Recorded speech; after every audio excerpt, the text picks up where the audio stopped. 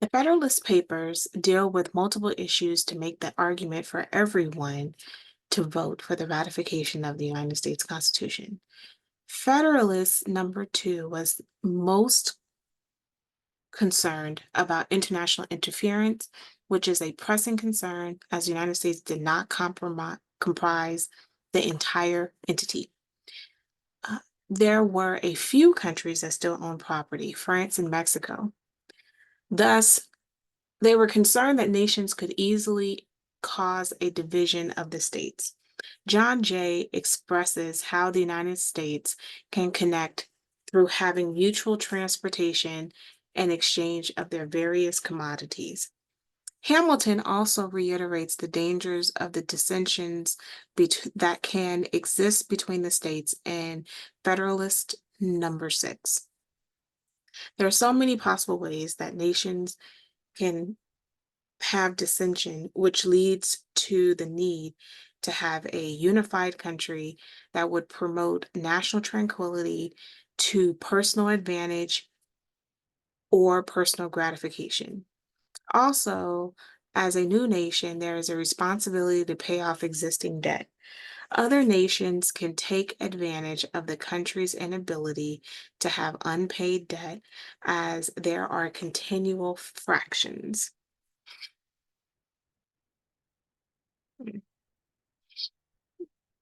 Continual fractions. Sorry. These possible arguments will expose the country to instability that will cause infighting amongst the states, leaving the country vulnerable to another war. States fighting amongst themselves could have real consequences. As Hamilton writes in Federalist number 8, we see this most with some states having more access to wealth and military establishments. Thus, Hamilton views safety from external danger is the most powerful director of national conduct. Some states have more people and money that could have a standing army, while others cannot have the same resources. Thus, the entire revolution in the system of war and have rendered disciplined armies distinct from the body of their citizens, the inseparable companions of frequent hostility. The threat of physical violence can minimize public discourse and unity. Overall, a Confederate system is not sufficient in maintaining the Union.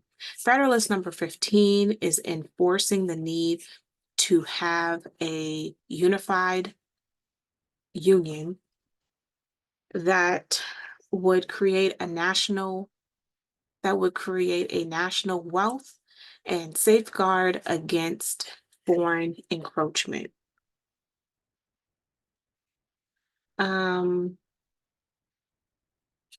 As a union is being formed, there is a looming but absent topic, slavery. Frederick Douglass was born in slavery, and he tried to escape a few times in which he was successful. Around 5 years before the Civil War, Douglass gave two speeches, Country Conscience and the Anti-Slavery Cause, an address delivered to New York, May 11th, 1847, and the meaning of July 4th to the Negro. He begins to examine the bravery of the signers of the Declaration of Independence as they were committing a treasonous act.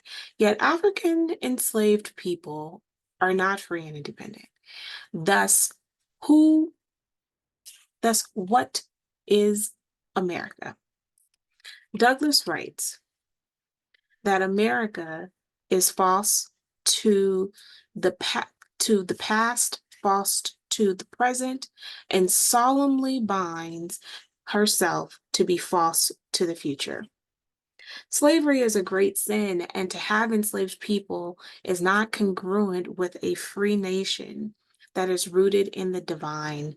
Thus, to the American slave is our 4th of July, I answer, a day that reveals to them more than all other days in the year the gross injustices and cruelty to which he is the constant victim. Douglas expresses that America is not his country. I have no love for America. As such, I have no patriotism. I have no country. Due to the country not viewing him as a man or a person, but a mere piece of property, then how could he call America his country? This is a conversation that many Black Americans are still dealing with this question. With all the injustices African Americans have endured, then what is America to Black Americans? What does the flag actually mean to them? Sojourner Truth was also born into slavery in 1779, and she spoke at the Women's Rights Convention in 1851, in which she examines the intersection of race and gender. There are very few female slave narratives. Slave narratives are mostly a predominantly male space, yet her words resonated most. Is she not a woman who deserves to be respected by men? The idea of being doubly disadvantaged, being Black and a woman, is the problem. In fact, due to the subjugation of Black men, she cannot even enjoy being protected by Black men. In the midst of the various voices against slavery, there is a concern about abolishing slavery.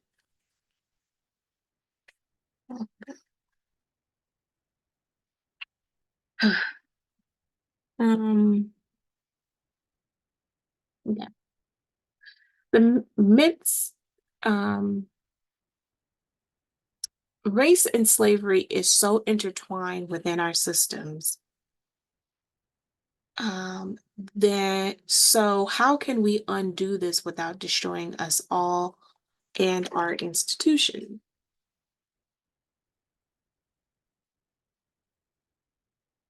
How do we undo the harm?